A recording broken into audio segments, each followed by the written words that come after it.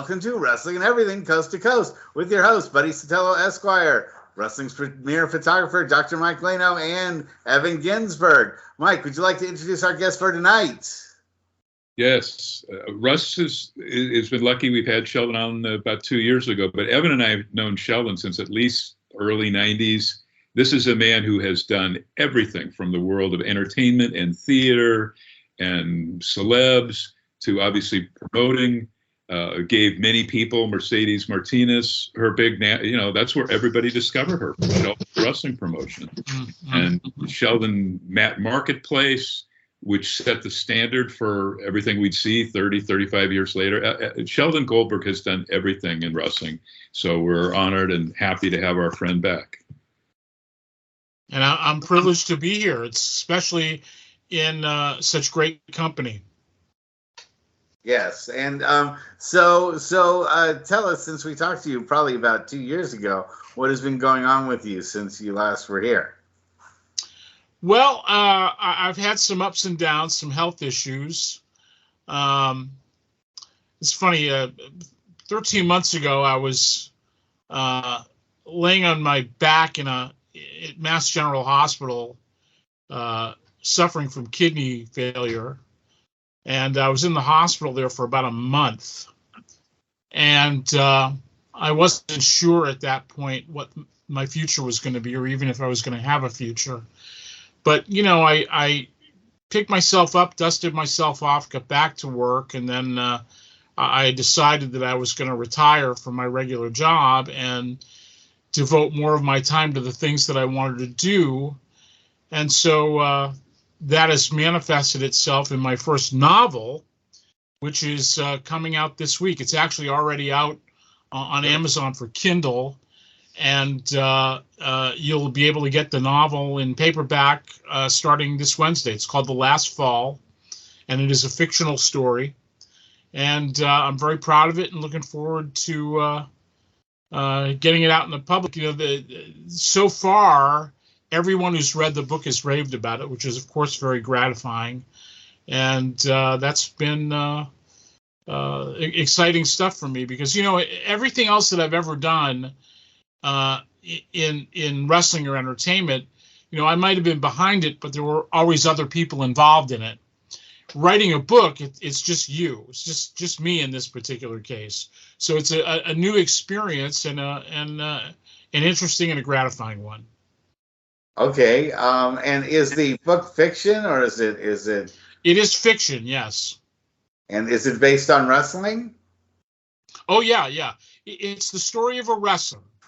It's the story of a fictional wrestler by the name of Rick Pacheco, and it follows him from 1971 when he stumbles into the world of wrestling almost by accident at the age of 11. Until the end of his in-ring career in 1999. So the timeline of the book is 71 to 99, and it ends just before the rise of social media and a lot of the things that we see in wrestling today. And I deliberately chose that time frame because I wanted to, I wanted to depict a period where storytelling in wrestling meant something. And the story of this fictional character, Rick Pacheco, is a story that has a lot of stories that are in it and weave around it. So I'm very proud of the book. I'm looking forward to you guys seeing it because I think you'll enjoy it. And, if we were talking off the air just before we started about how wrestling today is so devoid of storytelling, and this book is storytelling. So, and it's wrestling storytelling. So I'm looking forward to people seeing. Everybody who's read it thus far has raved about it, which is, of course, as I said before, very gratifying. And I'm looking forward to getting reactions from people like yourselves who've been around wrestling for so many years. Before I throw to Evan, let me just ask quickly, does Rick Pacheco go through the territories? Yes, he does. All right. Yes, he does. Yes. Right up our alley, Ev. I'm having tech issues. The screen is freezing. The camera is not working. We can hear you perfectly. Yeah, we can hear you, and everyone knows what you look like by now, Evan. Right. Yeah. So just continue Anyway. on. Just continue on. We don't need your camera for. Ev, you just visited Sheldon a couple, what was it, 5-6 weeks ago? Did you know he was doing this book? I had no clue. Yeah, he had mentioned it. This was early August. And what motivated you to do the book, Sheldon? It was it's something that I always wanted to write a novel.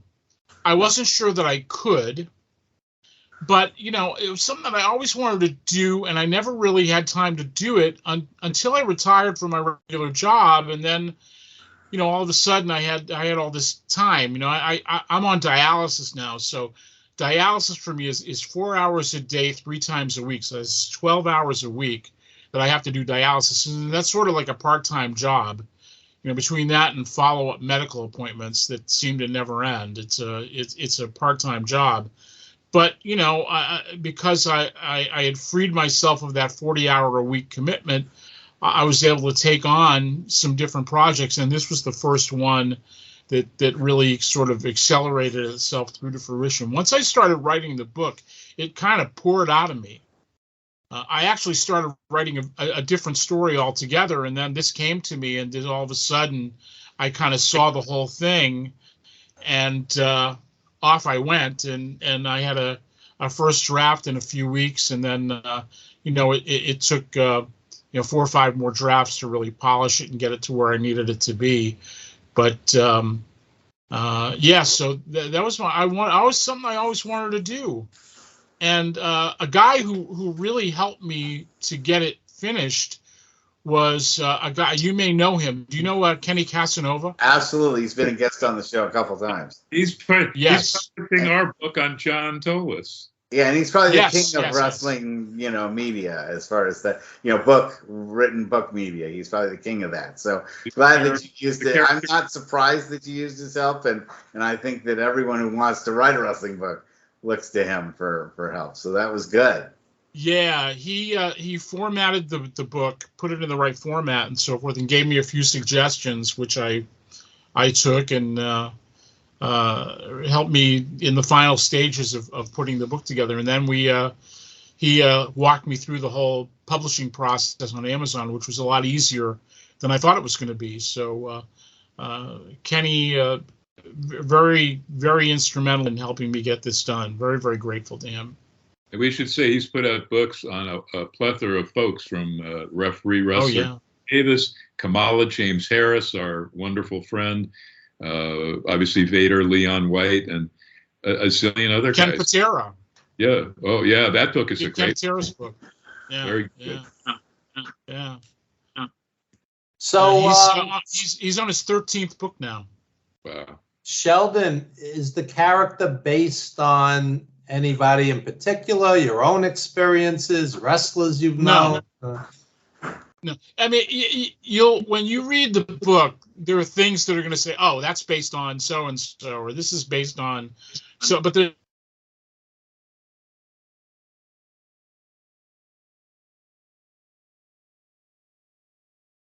now Sheldon's frozen. I think Sheldon might temporarily froze. Uh-oh.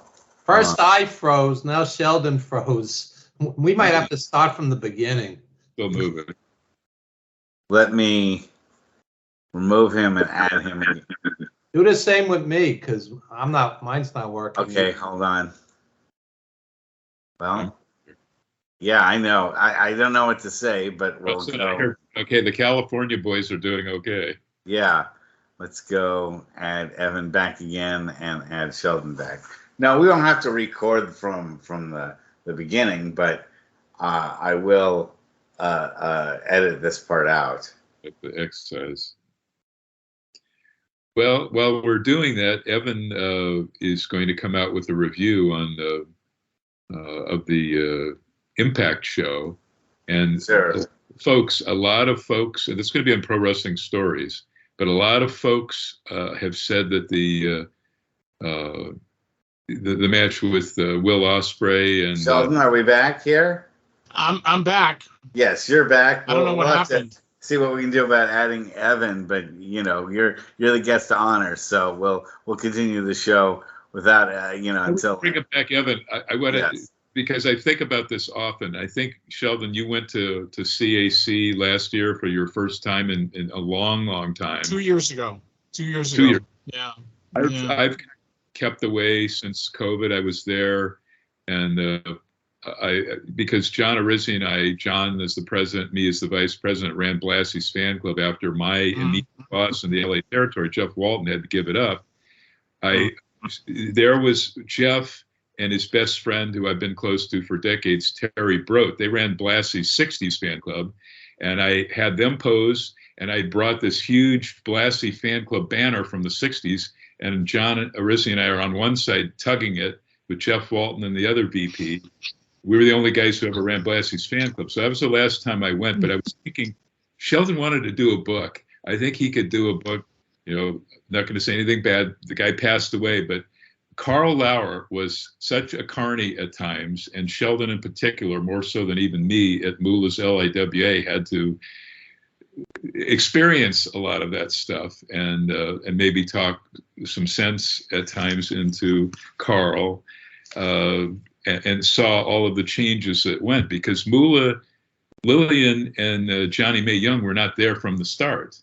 But when they did come, Sheldon probably knows, they kind of aggressively took it over and pushed Ray Stevens' widow, who was a historic women's wrestler in her own right, Teresa Thies to the side. I think it was Penny and Betty Clark, those three. And I would like to see a book, because probably no one knows this stuff better than Shell. Yeah. No, I was fond of Carl. I just kind of took him for what he was. I didn't. He was harmless, but he was like, he saw that, and when Art Abrams passed in 1999, he immediately moved the next year from LA, where a lot of us loved those reunions, to Vegas. Yeah. Carl liked Vegas, and where do we end up? The first year, and a couple of them was at Moolah's, the Union Plaza Hotel on Fremont Street. Right. Place that, and that was our base, and then they went 2 years ago and last year. So I think you went. Did you go to the Union Plaza 2 years ago? Was that the? No, 2 years ago was still the old coast. So I called it the old. It was Gold Coast, yeah, the old coast, right? yeah. Everybody would up what I would, say what I thought of it, because we really got sick of it. We were there for like 15 years, and it was. Was what it was. But what did you think? Well, it's certainly a different experience than it was in the Studio City days. The boxers are gone. The Hollywood guys are gone. Yeah. Well, they see that's what happened. As a result, all the Hollywood and the boxing people. You remember when CAC started? It really wasn't started, although he was the guy, the figurehead who they said created it. But it was Abrams and some other folks. If you look into the history of CAC. It's a third boxing, a third acting, the real awards, movie and TV, and a third wrestling. And when Carl moves it to Vegas, and he asked us for 2 years thereafter, those of us, I think you were on the board. I had dropped after 6-7 years off the board in the 90s, but he asked us all, those on the board or immediately off of it, if we'd like to move it. And I think the vast majority said, yeah, we'd like to have it float around to different places, like when we had those ancillary unions in Tampa and Springfield near Boston, and George Napolitano ran, and Carl and kind of put his foot down after we said no. We'd like to. And the 1 year, I think 2001, it was at the Mike Chapman Museum, which has changed.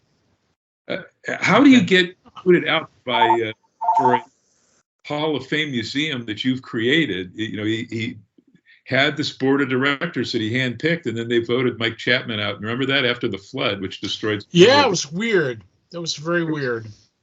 And he was a great guy. He's like the #1 historian of amateur. Yeah. And you remember, you were at my St. Louis Munchnik convention, weren't you, Chef? Yes, I was. Very fond memories of that. Yeah, Evan, you and me Russ doesn't know this stuff. Russ doesn't know the St. Louis Sam Muchnick May of 19. How would I know any of that? Interesting that your book ends in 1999, and I got my career started as an indie manager in 2000. I've talked about that because I had been to so many conventions from the WFA days of the early 70s on to Weekend of Champions, the Don Rowlett thing in Nashville and Memphis, a ton of conventions, John Clark's Flyer. Well, Mike, let's let Sheldon tell us about his convention experience. All right. Yes. We're talking about the St. Louis convention? Yes. Well, any of them. Well, you could talk about that, but I wanted to ask what your thoughts of the changes from when you last went to CAC to what it is now. It's a 3.5 day extravaganza. Yeah. It's become a little bit more of a fan fest than it was before. Back in the Studio City days, it was very much an industry thing. You're going to that, people like you and I going to CAC back in the Studio City days, it's like, we were like little kids led into the tent at the circus. We snuck under the flap, and there we were with all the circus people. But now, they encourage anybody to go, and it's lost a little bit of its industry allure, if that makes any sense. Right. Yeah, a lot of guys unless they're transed in, but when you and I were going, each year there would be somebody big. If it wasn't Cesar Romero a bunch of times, we had Elliot Gould pose with like everybody Thez, and that was major. Terry Moore was married to Hughes, and she was in that King Kong knockoff movie, Mighty Joe Young. We had some stars, and I think it was the 92 one that Oscar De La Hoya was at. So we had some name boxers. Yeah. We lost all of those folks. I don't know how we did it. We would split, we'd have like one Hollywood, the real REEL award.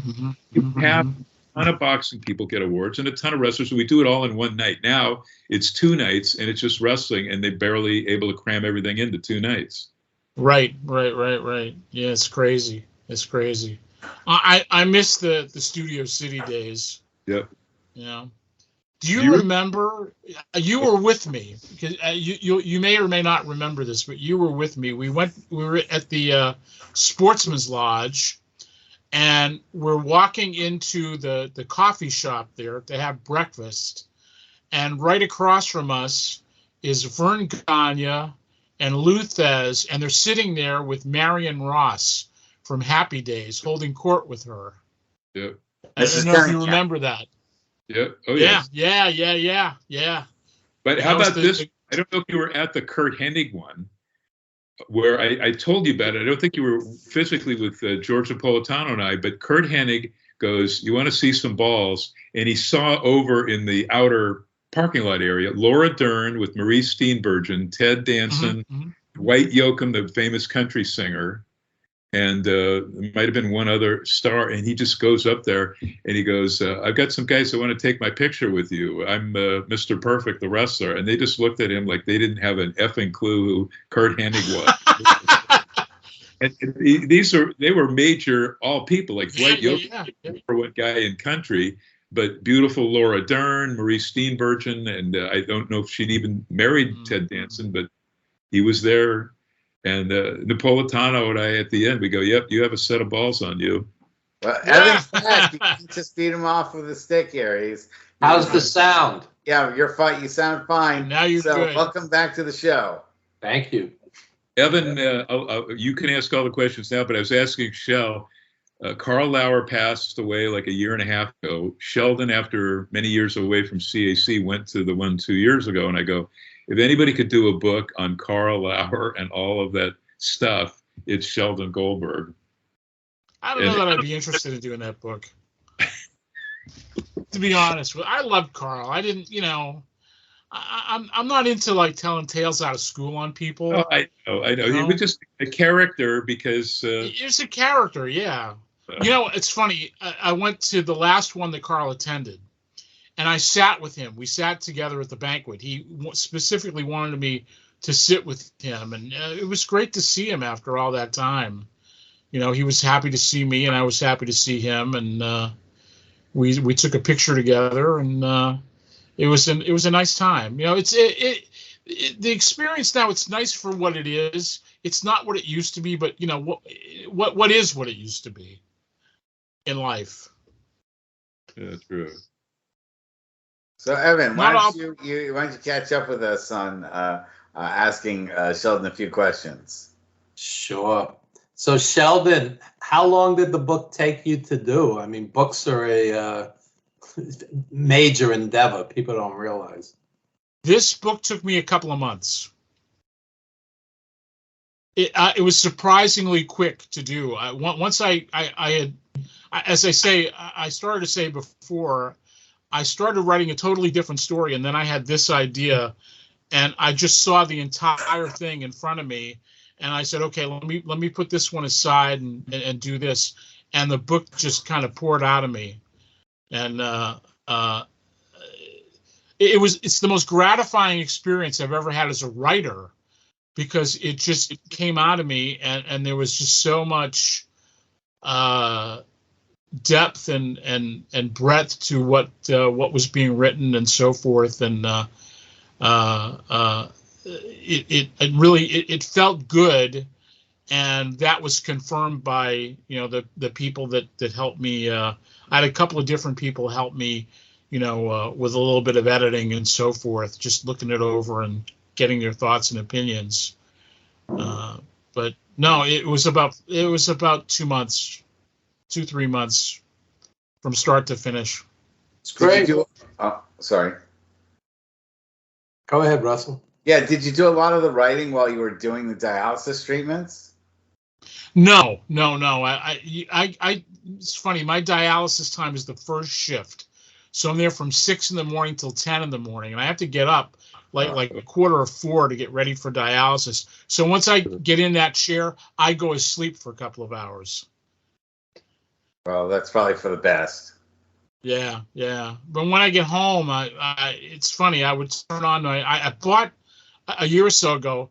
The last couple of years, I bought all these toys that I wanted to buy for some crazy reason, and one of those toys was a Chromebook.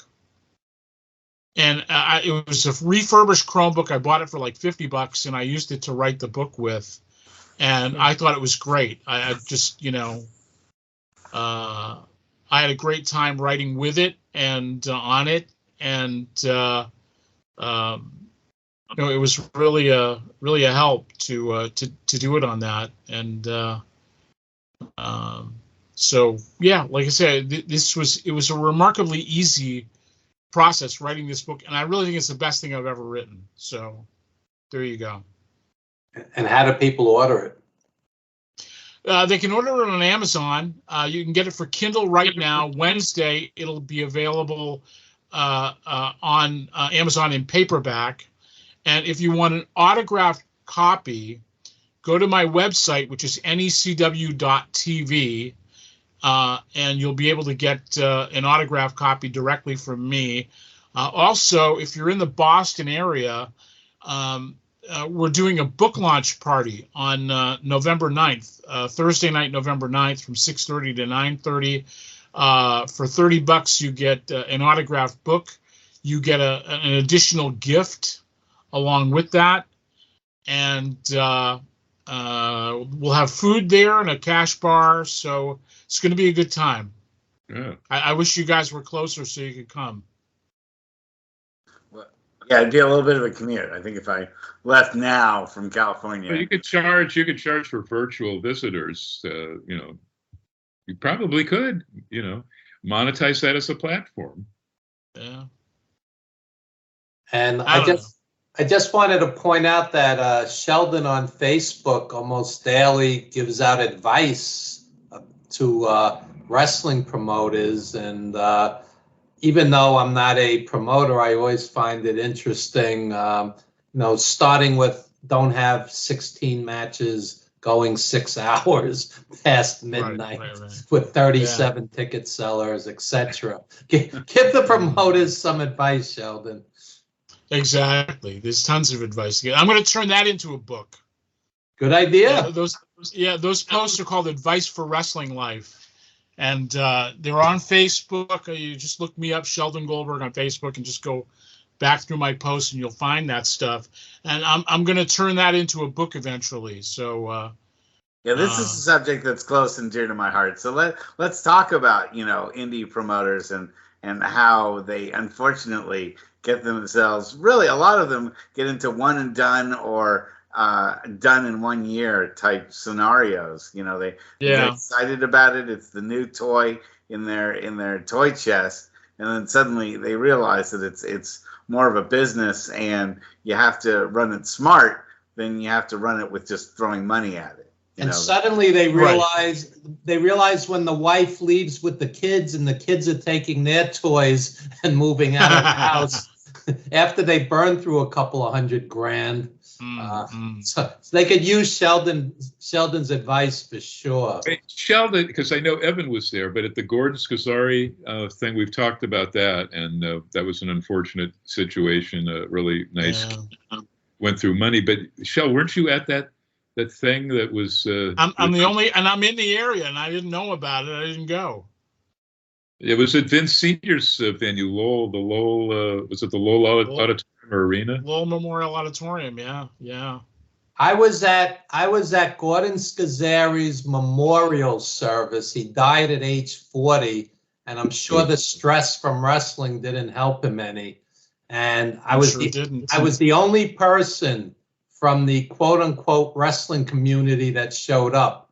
So let that be a lesson to promoters, not to destroy your life over indie wrestling if you don't know what you're doing, because he died in a welfare hotel, on 9th Avenue in Manhattan. And it was the saddest thing I probably ever been to. And I'm not saying it as criticism. He was a dear friend. I probably visited him in the hospital 20 times that last year. And to burn through all your money and die in a welfare hotel. And he was also, quite bitter about the whole experience. So it wasn't that he had this great time and, live fast and die young. No, he really, it was not a great experience whatsoever. And there were people that were good and kind to him, Mike included, and he always said what a good guy Pez Watley was, and there were others, but a lot of people had their hands in his pockets, and they bled him dry quick enough, boy. So one of the things that I advise independent promoters is to remember that pro wrestling, like a lot of things in the entertainment business, it's a business of false love. If you're looking for love and acceptance, don't look to the wrestling business. Do it for you. Don't do it because you're looking for what you're going to get back. Do it for yourself. Do it because it's what you want to do. And, the less you expect from it, the less disappointed you're going to be. Mike and I have our background in common with Roland Alexander, who is I think one of the more famous indie wrestling promoters. Out here in the Bay Area, he ran All Pro Wrestling. That's where I got my start. And I think a lot of it's difficult because what you are is you're a dream merchant to these people, to the people who want to wrestle. You're the gatekeeper to their dreams, to be able to get on, get in the ring, wrestle, fight, and all that stuff. And for the fans, you're their dream keeper as far as what they want to see in the ring. You're giving them the product that they're hoping, they're spending their $20 or whatever on a Saturday night to go see and to be entertained. And I think that weighed on Roland quite a bit because you're in this. Well, he had a lot of feuds, Russ. You remember he had a lot of feuds online, Sure did. And it was. But to his credit, he started APW as Pacific Coast Sports as an actual school 2.5 years before he ever had his first show. And the talent that he produced, he went and picked Roy Shires, some of the jobbers, but they're very talented wrestlers, particularly Ricky Thompson. Ricky Ataki, yeah. And he churned out some guys that were Noah stars, from Mike Modest and Donovan Morgan, obviously someone Russ and I are close to. Russ managed Bison Mark Smith. And people came in and out. Randy Savage came to APW, Steve Austin, kind of talent scouts for Vince Jr., as did, there was tons of talent folks at Sheldon's promotion. And Sheldon had stars that went on to become, for the bigs. But Sheldon, it was no indie. I looked at what Sheldon was doing as kind of a major deal. And so many famous people came in and out. But Mercedes in particular, now what a big deal she is. And I know she'd probably say how grateful she was. But that your promotion, Sheldon, where a lot of people became familiar with her, over 18, something like 20 years ago? Yeah, 2001. Yeah, she was the first woman we had wrestle for us.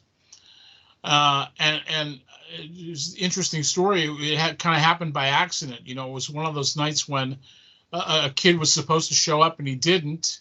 She had her gear with her, so we put her in the ring with a guy, and she got over instantly, and you could tell she was a prodigy. And we started booking more girls, and then I had an opportunity to book a young lady from Japan in her first American match by the name of Sumi Sakai. Oh, she's great. I love. She's having a retirement match. Yes. She's in Mexico this week. I love her. She's just so nice. She's a Facebook friend of mine. Everybody loves Sumi. She's been wrestled probably for everybody since. I said if Hello Kitty could be a wrestler, she would be Sasumi Sakai. She's so polite and so friendly. Russell's in the ring. She's so vicious. Just call her Sasumi. Sasumi. I don't speak Japanese like you do, so. Yeah. She's a great girl, and let me tell you who else wrestled for us in those early days. Beth Phoenix. Wow. Beth Phoenix was a regular for us. I'm sorry. Was that her work name then? It was just Phoenix. Wow. The Fabulous Firebird Phoenix was what was her ring name? WWE Hall of Famer wrestling for Sheldon. Yeah. That's impressive. Yeah, it's crazy. John Cena worked for me before he became famous. Wow. Kofi Kingston. Never heard any of them. Yes. Yeah. Calling him the greatest of all. Doug Williams had his first match in America in NECW. Becky Lynch had her first match in America in NECW. Wow. But I think that what I was getting at earlier was that Roland had kind of this dichotomy. He was both proud that he got these people to the pros and that he, knew these people before they became famous and all of that. Mm-hmm. Like in the instance of Dalip Singh. I mean, Dalip Singh came off the, boat from India and, hung out in APW first. That was his first real experience on American soil. But I think Roland was always the Great Khali. For people that don't know, Dalip Singh was his real name. Great Khali was his work name. And I think it always bothered Roland Alexander that he wasn't more famous. That he brought all these people in and they became famous, but he himself didn't have that same level. He was the heel of Beyond the Mat. Barry Blaustein's Beyond the Mat. That was pretty big. Yeah. That was a big film. But that wasn't big enough for Roland. I think, he wanted to be, on, the WWE, and, he wanted to have APW be mentioned in the same breath as, at least something like Ring of Honor or maybe like... Yeah. He begat Ring of Honor when Gabe Sapolsky and Feinstein caught wind of somebody, a 2-day tournament bringing in. Now, they had tournaments. Yeah. As a promoter, how do you keep that from affecting you, where you're generating these big stars, they go on to other things, and they're bigger than maybe you are because of what they've achieved, as you know, some of the names that you just mentioned. I thought that always ate away at Roland, and I don't know how you dealt with it, Sheldon. Well, I wasn't expecting to be big, a big star. I wasn't expecting to be the guy. I knew I wasn't getting a contract. I knew I wasn't going to be, seen on WWE TV or whatever. I knew what my role was, and I was happy with that. I didn't give a shit. I just wanted to do what I was doing. I just wanted to be successful at what I was trying to do, and make a few dollars, and cultivate my fans, and just try to do what we had set out to do, which was to be your friendly neighborhood pro wrestling company. And I wasn't trying to be the next WWE. I knew that was unrealistic. If you think you're going to be bigger than the guys that you're putting in the ring, you're in the wrong business. But remember, too, Sheldon had TV. He had television. Yeah, twice. Yeah. And you were part of Howard Brody, the Ring Warriors thing with Gordon Soley and Bruno, right? Yeah. A pretty major. God, I miss Howard. And television, airing first time in America. Yeah, I miss Howard so much. You have no idea. There's another character. What a character. Only in wrestling do you find these people that are very colorful and fun to be around and a blast. Howard was a blast. Howard was kind of like the Forrest Gump of pro wrestling. He was on the scene for so many things and a part of so many things, and he never got the big break that he was looking for. But I think he was at peace with that, especially towards the end. But boy, I miss him so much. I really do. Speaking of books, I tell people that Howard's book, Swimming with Piranhas, along with J.J. Dillon's book, those are my two favorite wrestling books of all time. More so than some of the big name guys that wrote books like Lou Albano, Bruno. Right. I mean, those books I could relate to those books. I haven't read Sheldon's yet, so I'm not comparing it to Sheldon's, but I'm just saying that was a tremendous book that Howard Brody wrote.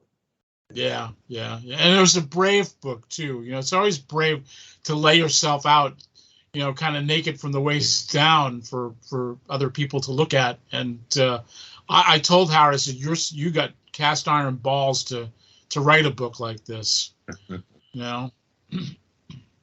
So Sheldon, speaking of that, Howard was much more pro WWE than I am, and he would always come back to, the money, that's the point. They make crazy money. And I would butt heads with him on occasion. I mean, we were friends, but I was like, no, you create art. Like last night, Will Ospreay and Mike Bailey for Impact was art, and obviously Impact, is not a big money maker like WWE. As a promoter, you said before, I wanted to do a good show for a local audience, make a few bucks. If you had the opportunity, I'm just playing devil's advocate here. If you had the opportunity to put out a lesser product but make more money, I'm not talking WWE money, I'm talking, a more profitable indie product, would you go that route? Well, here's the thing. Money is the fuel that sustains the engine of pro wrestling. And it is important. I mean, after a while, when you get involved in promoting independent wrestling, you realize, gee, the odds of me making a fortune in this are really slim. The old saying, Mike, you remember those, how do you make a small fortune in independent wrestling? Start with a large one. Yeah. But I'm bummed. So, but I'm bummed, right? And so, you begin to realize, okay, this is the limits of what I'm doing. I wish if I could go back, I wish I had more backing to be able to do what I was trying to do better than how I was doing it. And I'm not apologizing for anything that I did. I'm very proud of what I did. And I think that a lot of what I did holds up really, really well after all these years. But, you know, when you put it like that, it's not an either or proposition. You know, I think you can put out a good product and have it make money. There's no reason why, you know, those two things can't coexist. But, you know, one of the thing that's going on today, I think, more so than when I started promoting, is the buy-in for being an independent promoter is a lot higher than it was when I started. You need a lot of equipment. You've got to put out a pretty slick presentation. Whereas when I started, you didn't necessarily have to have such a slick presentation. You didn't have to have a screen. You basically had to be one step up from backyarding it. You basically had to. Yeah. I wouldn't say that we were one step up from backyard, but you know, rough at the edges. Yeah, you know, but you know, what we put in the ring, I think, spoke for itself. We tried to tell good stories. We tried to create a platform where there would be some kind of television or some semblance of television. And we tried to give the people that work for us an experience that would prepare them for whatever would come next in their careers. So we knew where we were in the food chain. We knew what we were doing here. We knew where we were, what our place in the business was. And we were just trying to make the best of that. At least I was. So, you know, I don't sit around saying, gee, I should have been another Vince McMahon. I should have been another Tony Khan or whatever. No. I was just trying to be your friendly neighborhood wrestling promotion, and I tried to do the best I could to be that. And, you know, I look back on it with absolutely no regrets. So, you know, while, you know, I didn't exactly, you know, back a Brinks truck up to the building, you know, I did what I did. I survived, lasted over 20 years, and you know, I'm happy with that. What is one of the things that you would have done differently? That, you know, you said I would have had my own building. In New York, though, that's not so easy to pull off. No, nowhere is it easy to pull off. Well, it was when we did our shows with California Championship Wrestling. We had to do them in Newman, California, in a warehouse, literally in 3 hours away from San Francisco. So yeah, it's possible, but the conditions are not so great. So I guess you could have done it maybe in Albany or something. But you know, let me say something here, because when Sheldon started the promotion, I don't know if he remembers me asking him if he was going to bring his expertise and some of the experience of the theater in with it, because he had that skill set. And when I see guys that I think have, Court Bauer, I think, has probably taken what Sheldon did, and he'd probably say Sheldon was a motivator, whether Sheldon has talked to him much or not. And I even think of Billy Corgan, who has this whole other life, which is theatric, you know, rock music, etc., with the Smashing Pumpkins. But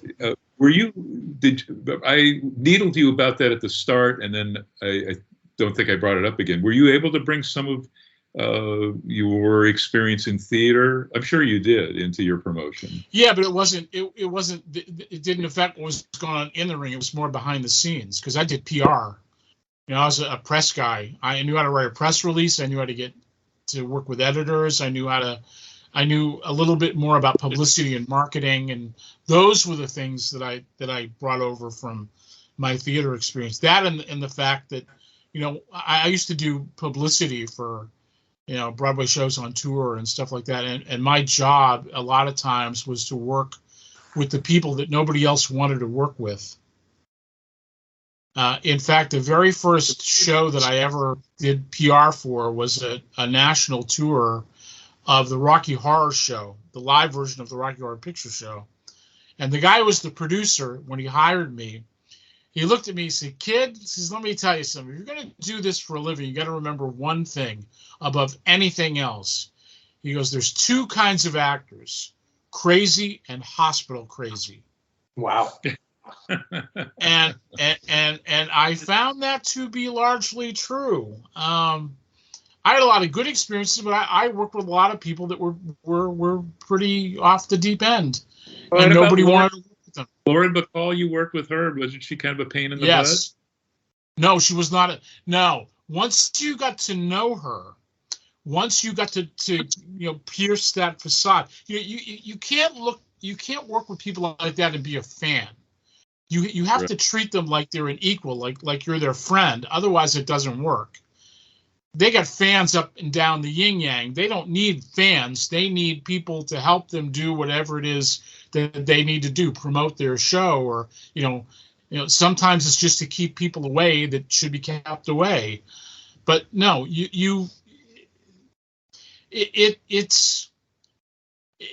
a fine art. You've got to work with people. You've got to make them believe that you're a pro. If you, for a minute, they think that you're just a fanboy, you're out of the box. Forget it. Sheldon, my radio mentor was Fred Geobold over at WBAI-FM in New York, and he referred to wrestling as the proletarian performance art, theater for the people. So with your theatrical background, this is my big question. What is the line where as a promoter you go, this angle, this promo, whatever, is realistic, it's entertaining, but isn't there a line where it's just silly and stupid? Sometimes I turn on a wrestling show on TV and I cringe. I just cringe. I go, this is an insult to my intelligence. Yeah, it should be a depiction of competition. It should be. It shouldn't be something that you look at and go, Jesus Christ, that's stupid. It shouldn't take you out of the box. You should be able to lose yourself in that experience. Any angle or program that takes you out of that is no good. Yeah. Sheldon, I've got my $50,000 question, which is that as a promoter, and this is one I think promoters deal with all the time. Are you better off with the $2,000 fly-in, and everybody else gets paid $20, and you're getting the absolute bottom of the barrel indie talent, but you have the one really big name that everyone's heard of to be as your headliner? Or is it better to get, well-known local talent that's going to maybe be, $50 to $100 per wrestler per match, but there's nobody that anyone knows, nationally or internationally at the top of the card? What are you better off with? If you're a good promoter, you're creating stars. You're taking the local guys and you're making the people care about them. Otherwise, you're not a promoter. Anybody can take a star and put their name and their picture on a poster and draw people.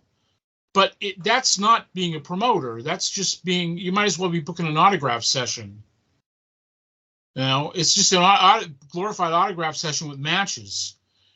I always wanted to make the local guys the focus. I wanted to engage the people in who those guys were and why they're fighting each other and what that was all about, as opposed to, come and see Joe Big Star. That I stayed away from that. I didn't want to do that. That wasn't interesting to me.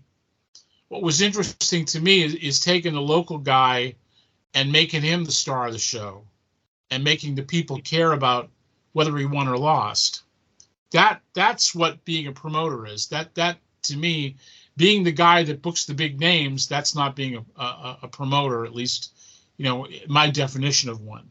Not that it's wrong, because there's people that do these shows and it's all about the names, and the other guys in the card, well, they're just guys in the card.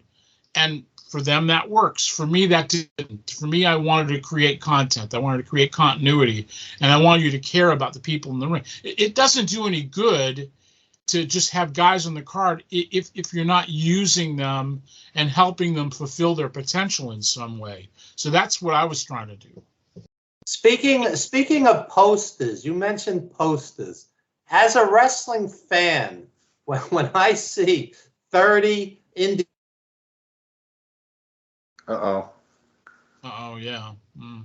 I think what Evan was going to say was on a poster, you see 30 or 40, names on it, and they're all one 10-inch font, 10-point font, and they're, have special effects all around them, and you can't see what their names even are because it's like a white font on a flame background and everything like that. Yeah. Explosions going on. If I see 30 guys on a poster, I'm not going to that show. Yeah. But it's more is more Sheldon sat through those things. Remember, and I not criticizing, they were fun, but they could be a little exhausting. The 6.5-hour Dennis Coralluzzo shows were there were and they were a lot of fun. We saw a lot of stars come out of there. Everybody gets in the show. That's the quote they use. Yeah, no, it shouldn't be that way. It should But be. people It should be. Dennis's wrestlers on the thing. Yeah. They knew all of them, but it was, I forget, one of his was a guy who came to the ring singing opera. Yeah, I forget his name though. Yeah.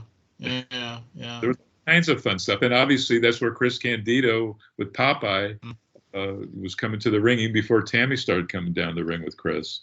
So yeah, that's what I think. Evan, continue your question because you're back now.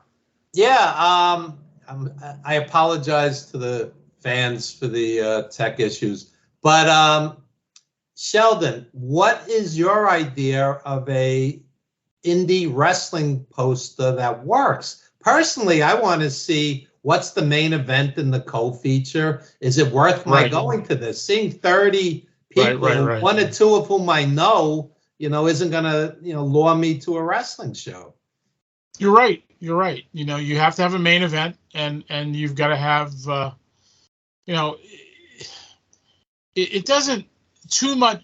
Less is more, I guess, is what I'm trying to say. Sometimes less is more. I try to promote people, and you can't promote too many people because it just gets lost in the sauce, But don't you think, Sheldon, we live in an era where more is more now? I mean, and not that this is a direct label, but last night I watched Frankenstein with my daughter, the 1933 version of it. Do you realize that movie, even though it's one of the most influential monster movies of all time, is an hour and 9 minutes long? Wow. And I just heard that the latest Leonardo DiCaprio movie is like 3 hours and 25 minutes long.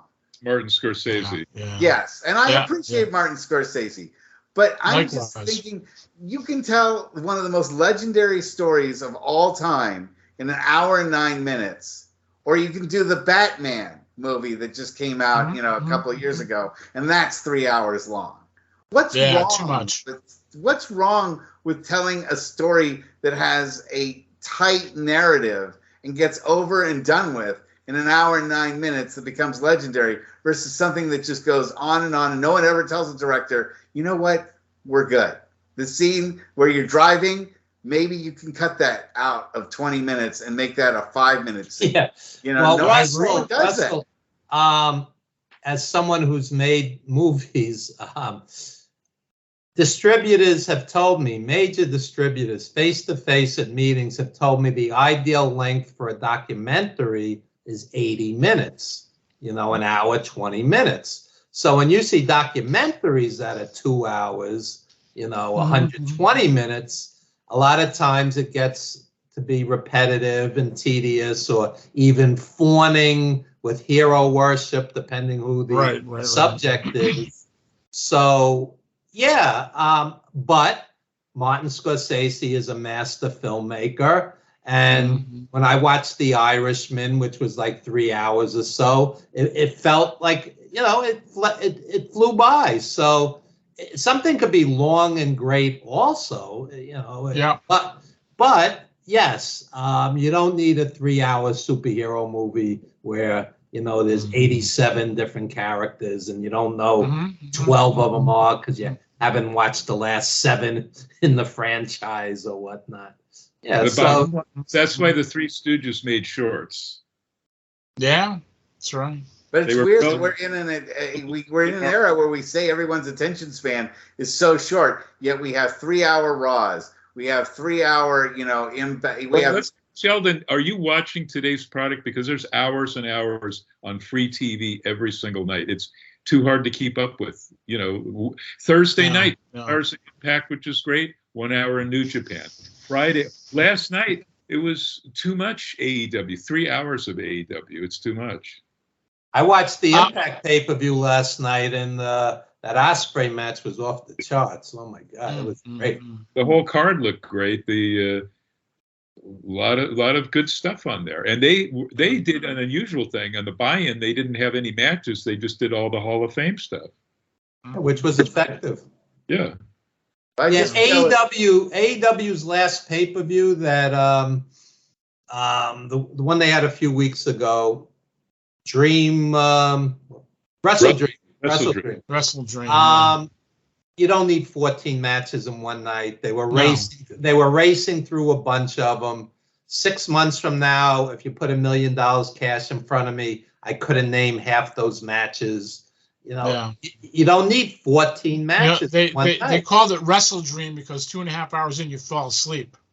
Well, that's really WWE pay-per-views where I'm like numb by the middle of the show. I'm just numb. But yeah, Sheldon, are you watching all of this TV or no?